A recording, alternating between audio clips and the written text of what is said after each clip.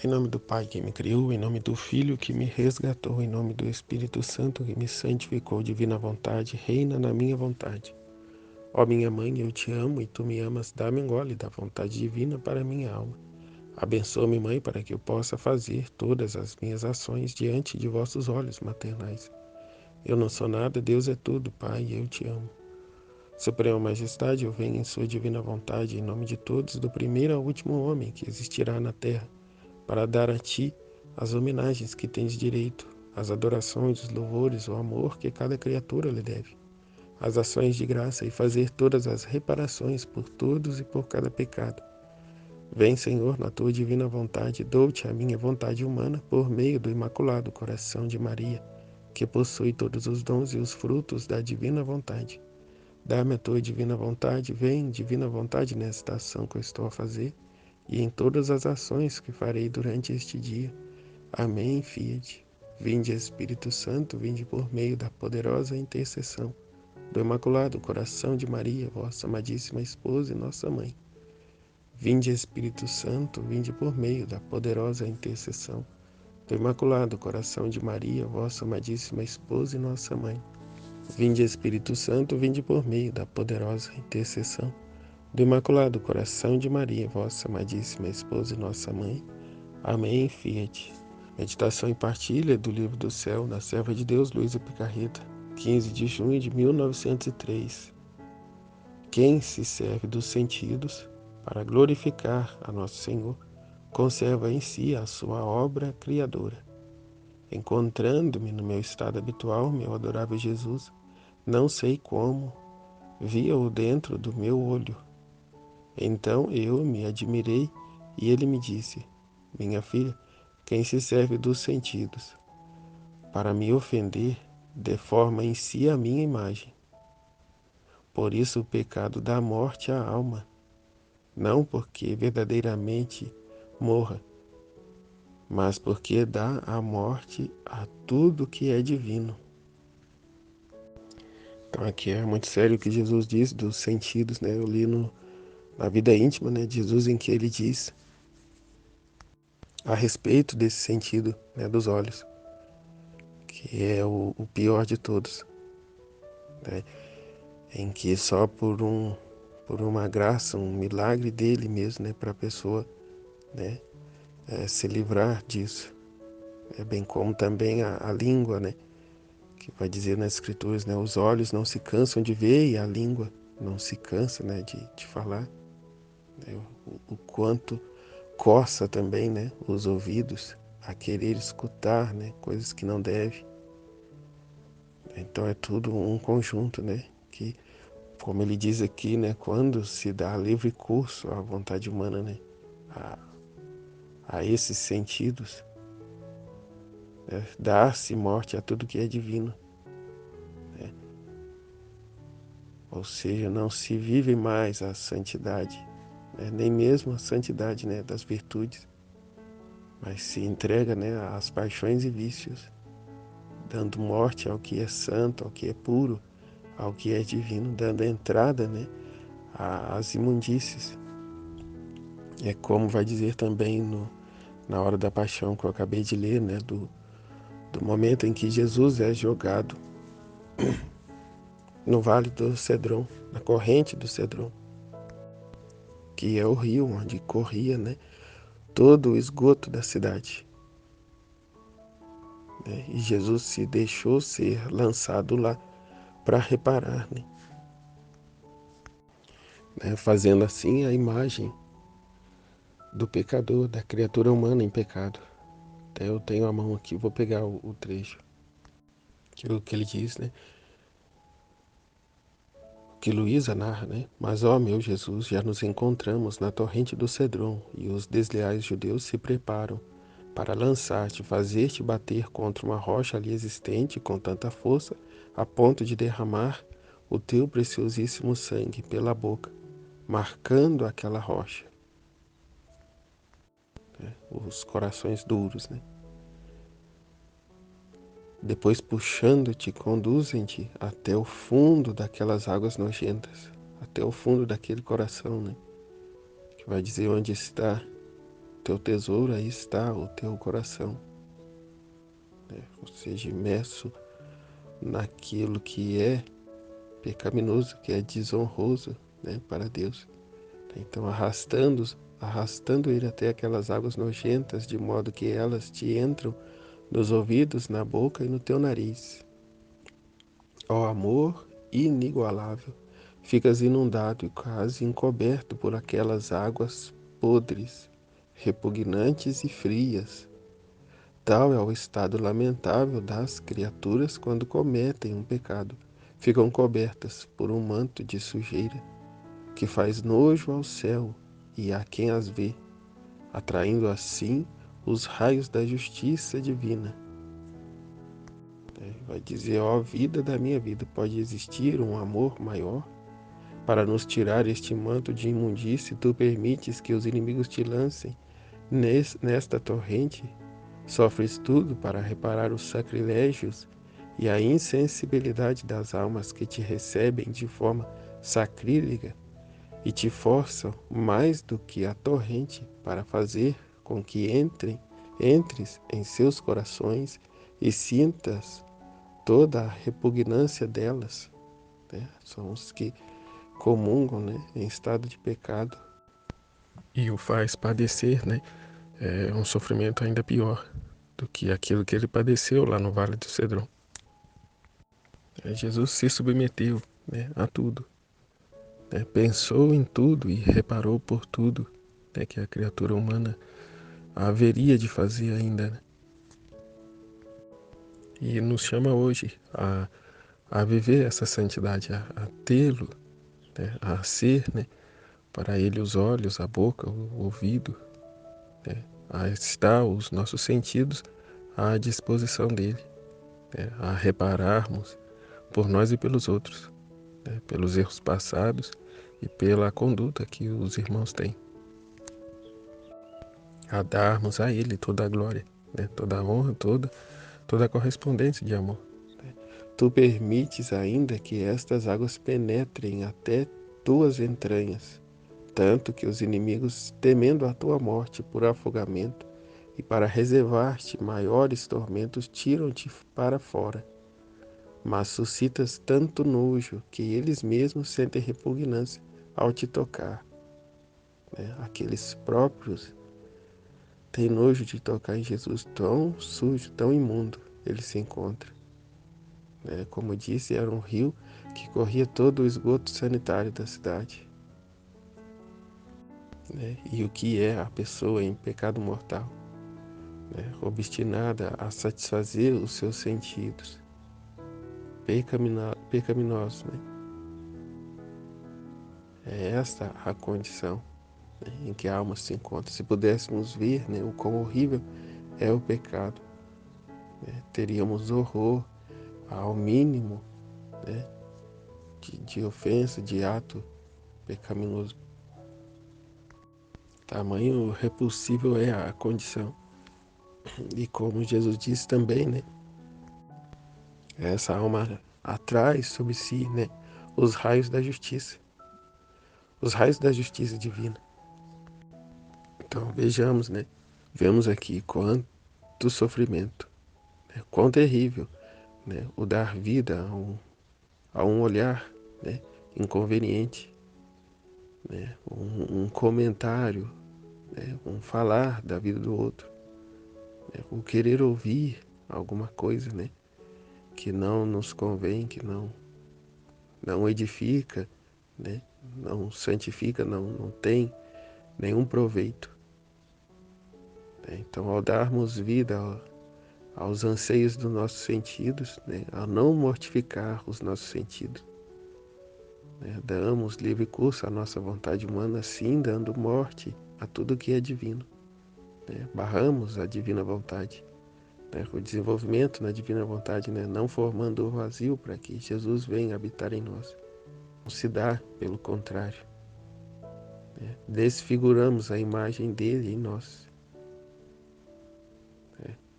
E ficamos com essa imagem deformada da vontade humana. Suja, fedida, nojenta, repugnante. É uma vontade humana obstinada né, nos vícios, se torna um prato cheio para o inimigo de Deus, né? Pois é a única forma que ele tem de ofender a Deus, né? De atingir a Deus, conduzindo as suas criaturas a serem, né, a se voltarem contra ele, contra Deus, né? E com isso fornece, né, inspirações diversas e modos diversos, dos mais, né, horrendos, para que se cometa ofendendo a Deus.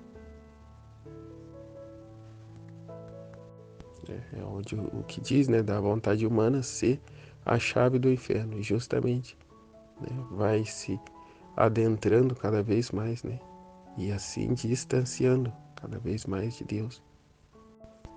Se trata daquilo que diz nas Escrituras, né, da concupiscência, concupiscência dos olhos, a concupiscência da carne e a soberba da vida. Precisa ser extirpada, né, essa conduta, né, daquele, né, dos filhos de Deus.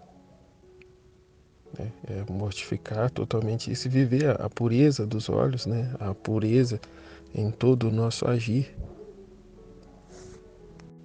nos esvaziando de todos esses apetites, né, a fim de estarmos vazios, como foi dito, para que Jesus venha morar em nós.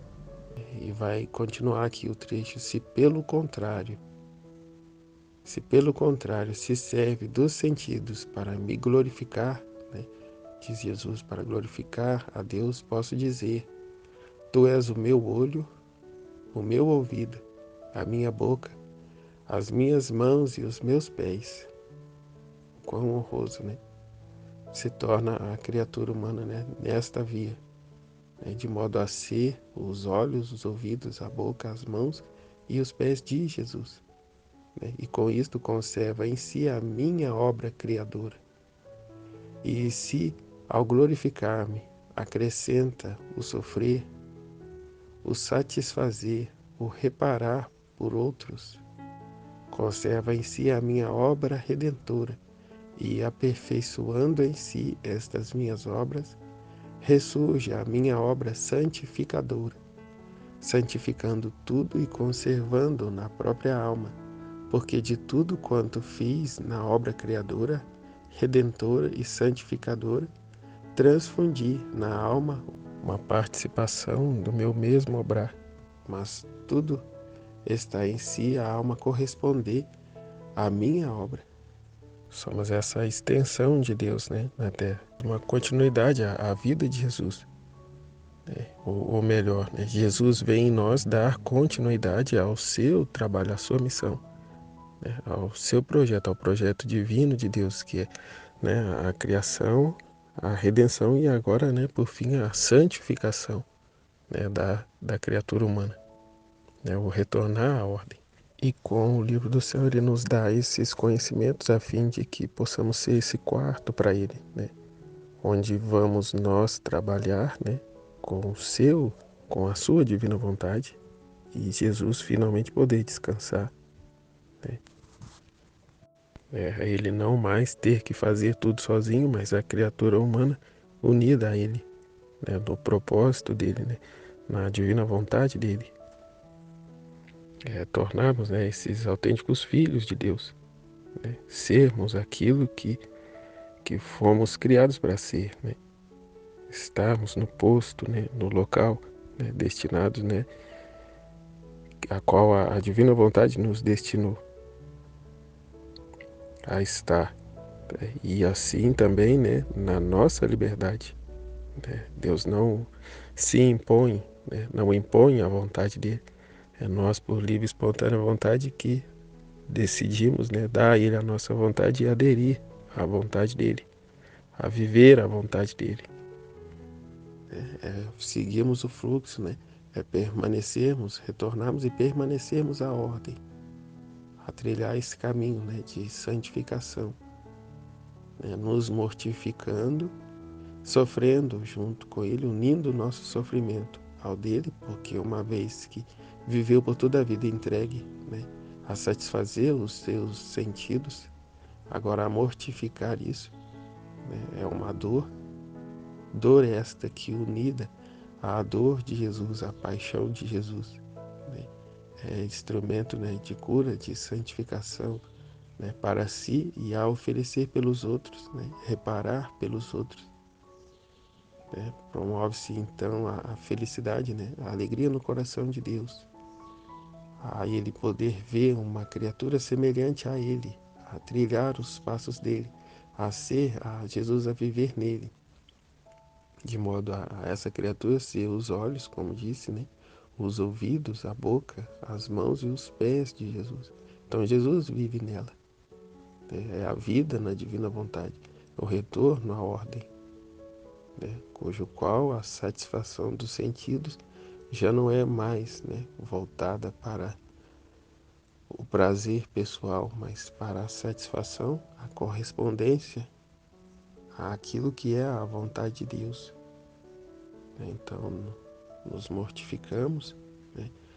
Calamos os nossos sentidos, são ordenados à vontade de Deus, como Jesus diz, né, na vida íntima, né? É por uma graça especial do alto que se dá a isso.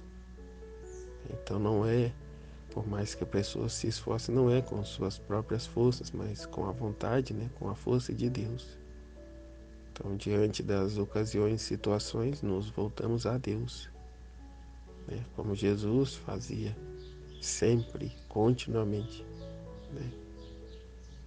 Ele estava, né, voltado para Deus e não para satisfazer as criaturas ou a si próprio, né? Em tudo enquanto era dificuldade, se voltava a Ele, não tentava resolver sozinho de modo algum, né? E não se demorava a ir a Ele, mas prontamente, né, se voltava a Ele, porque é só em Deus está, né, a nossa força, é em Deus o nosso refúgio, né? Não conversamos com a vontade humana, né? Não conversamos com o pecado, que foi o que Eva fez, né? Deu ouvidos à serpente, né? E viu que era agradável aos olhos, né?